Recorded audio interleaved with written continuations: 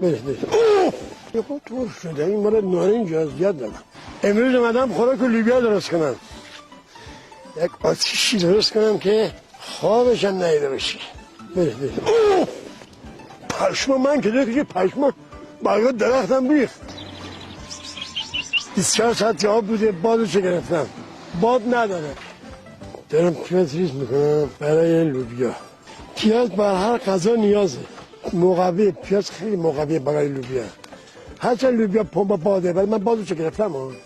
پیازشو زدم گوبشم ریختم. میخوام الان بریزم توی سنگی بذارم رو آتیش. خیش این لوبیا ما 2 ساعت دیگه آماده.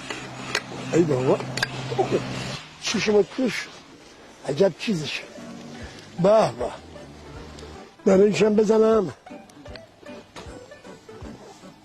چی در آمد؟ گوش برای من زیاد خوب نیست. دیگه گوش نمیخوام. لوبیا مقویه برای ورزشکارا یا نه این لوبیا باد نداره. این لوبیا واقعا اونایی که میخوام پمپ باد نخورن زیر این پوست تک کنم.